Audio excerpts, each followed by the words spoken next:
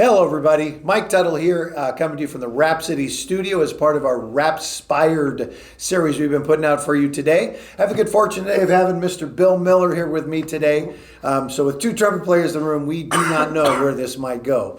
I know we just had a chance for you guys to see a little video of Bill and I playing around trumpet-wise a little bit, a little duet, a little fun. Again, as musicians, one of those things that I think has to inspire us is just the concept of actually playing the instruments. Playing, getting better, having fun with them, interacting with people. That's one of the things that makes music such a unique opportunity for everybody, is really that human interaction element. You get to be part of somebody else's journey right there with them. I've often joked to some of my students about the fact that even communication-wise, music is really the universal language across the world. You know, we can sit down with musicians from anywhere in the world and really play together and understand through melody and rhythm and harmony what we're saying to each other. And the interaction can be really, really cool. I'm real thrilled to have Bill with us here, not just today, but really with us in a larger scope. He's connected himself with Rhapsody here pretty firmly. He's helping out with a couple of our brass groups. Has been a great partner here in the community as far as when we integrate with getting kids into lessons, whether we can refer back and forth to each other. I know Bill is a phenomenal young trumpet player. He's a very, very, very phenomenal young composer. He's got some published works. He's a local guy. He grew up here, graduated from Boulder Creek. I didn't actually grow up here. I grew up in Illinois. Well, he grew up in Illinois. He seasoned himself here in Anthem, Arizona. But he's a Boulder Creek graduate and did his schooling at ASU and GCU, right? And then student taught with Mr. Hatfield out of Diamond Canyon Elementary. Spent a little over 2 years running the chorus music program at the Chorus Academy here in Anthem. And really, every time I kind of am talking to people about music around the area, Bill Miller's name is never far from the conversation. He's doing a lot of private teaching. He's doing his own composition. He does both piano and trumpet. Really a very integral part of the Anthem music scene, especially as a band director kind of mindset from that side of the coin. So again, Bill, thanks for coming here with us today. Thank you for having me. Nice to have you. Our whole concept here is about inspiration. The Rhapspired is about what inspires us as musicians to get going. And you've had a pretty diverse journey. How old are you now? You're 28. 28. Still a young kid. I get called a young kid. And even in that early number of years, you've had a very, very rich and kind of diverse opportunity. So talk to me a little bit about, what inspires you, what did inspire you as you chose this journey of craziness? This is very, very well put. So my inspiration, at least from an education standpoint, that was not necessarily something that was innate. It wasn't something that was default for me. I didn't make the choice to become a music teacher until after I had graduated high school. So it was one of those things where Pro Musica, they were performing one of the pieces that I wrote for their youth ensemble, Son of the North Wind. And it's based off of Aesop's Fable, Son of the North Wind. And after the performance, I was congratulating all the musicians, and I saw this little kid. Couldn't have been more than 9-10 years old, but around that age where they're about to go into band, if they haven't already been playing an instrument. And he's holding up a little autograph book. It was so incredibly sweet. And I signed an autograph, and but he was still there, and he was like, and the grandfather was looking incredibly impatient at the time. It's like, okay, we got to go, but he had a very pressing question, and he asked me, well, do you think the flute is a girl instrument? And I thought, well, where did that come from? That came fully out of left field there. And so he and I just sat down for about 15-20 minutes at the concert, much to his grandfather's chagrin, but he ended up leaving so incredibly happy and just thrilled to be playing the flute. And but the kicker was, I don't know where he is now. I don't know if he did still pursue the flute, but it's kind of one of those what might have been stories. But following that, I called ASU and went, well, I want to change my major. No kidding. And so I switched it to education and just kind of followed that path ever since. As for just general composition and stuff like that. What inspired me was probably my late grandmother. She passed away actually relatively early from early onset Alzheimer's.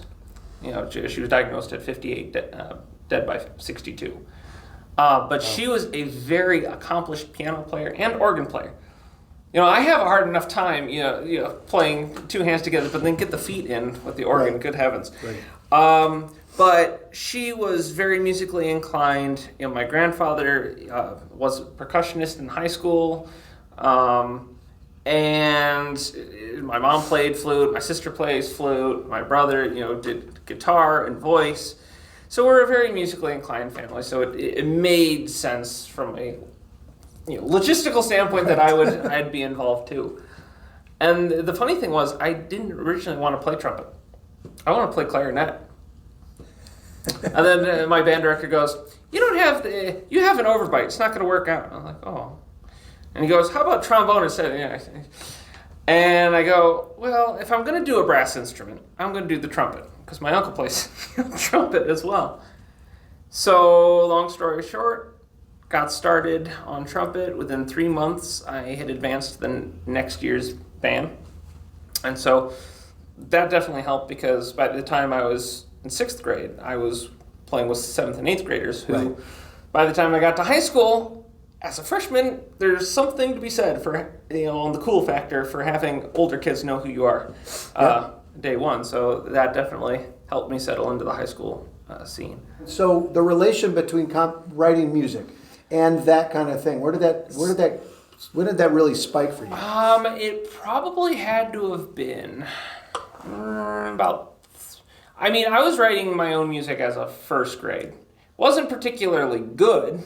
But you were creating already. Yeah, I was creating music around that time. I had launched it into piano.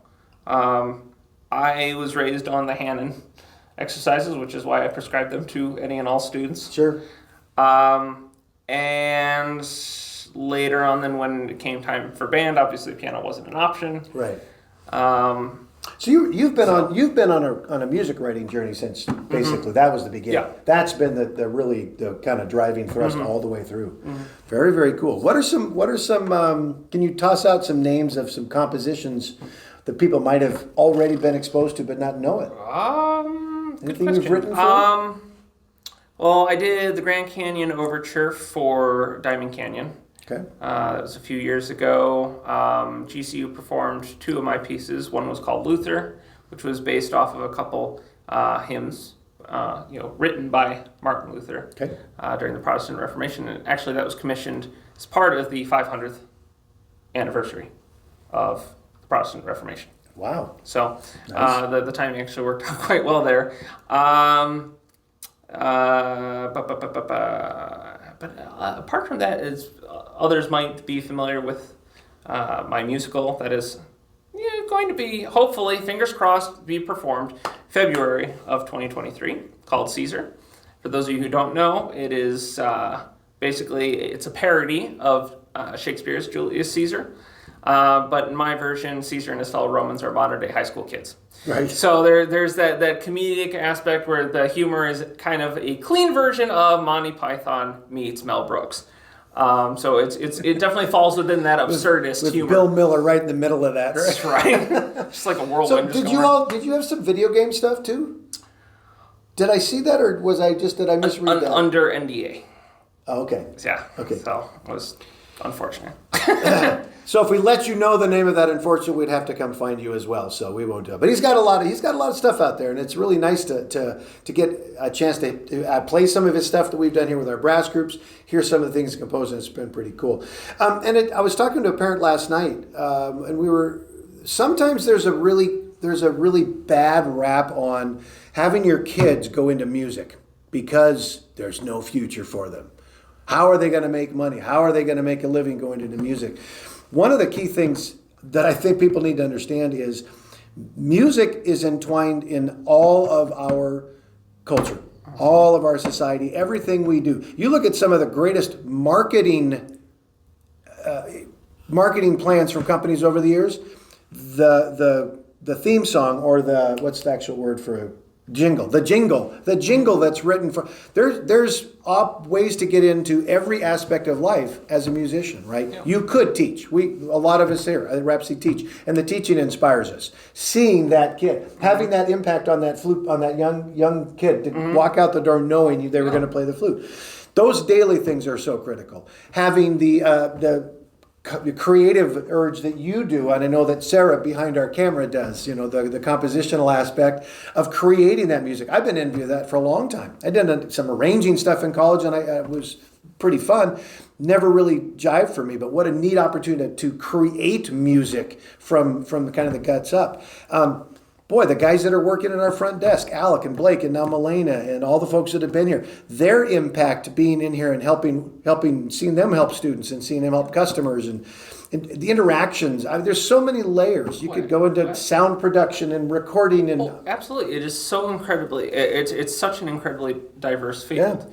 I mean, good gig artists too can make upwards of 100,000 a year sometimes. Well, sure. I mean, and then somebody's got to support the gig artist. Exactly. There's crews of people that are handling all the backseat stuff to that. There's managements, production companies. There are so many things you can do that still involve your inspiration and your passion for music. And most people in the industry, they still play. Even if they're focused on a business element, there's still a playing element that probably comes into place too. So, hey, we're going to close it down. I appreciate you being with us today. You. I appreciate it. Again, this is Mike Tuttle with Bill Miller here today. We're coming to you from the Rhapsody studio as part of our Rhapspired series. I'm going to challenge you a little bit. Pay attention as your day goes on or your week goes on to how many different things you come across where music has an impact on it. It might be the radio show driving into work. It might be something you're doing that's keeping you occupied. It might be a movie that you're going to with your kids or something like that. It might be some leisure time. It might be you sitting in your backyard playing guitar. There's probably 100 different ways in the next 7 days that you're going to be impacted by music to some extent. So let's take that opportunity to continue pushing that sense of inspiration and joy in music. You're going to see us hopefully on YouTube here. Like us on Facebook. Join us on Instagram. Connect with us as many ways as you can. And like I've said before, I want to invite anybody that has an interest. You can call us here at the store at 623-465-7060. You can email me directly at mike@rhapsodyschoolofmusic.com. If you've got any questions for any of the folks we've had on videos, or you have any content you'd like us to talk about, any particular styles of music or any particular artists or any of that nature you'd like us to delve into a little deeper, let us know. We kind of want to be here and part of the community and build a really wide network of people that are inspired by music. So again, on behalf of Rhapsody, and a thank you to Mr. Bill Miller, you guys have a wonderful day and we will see you next time.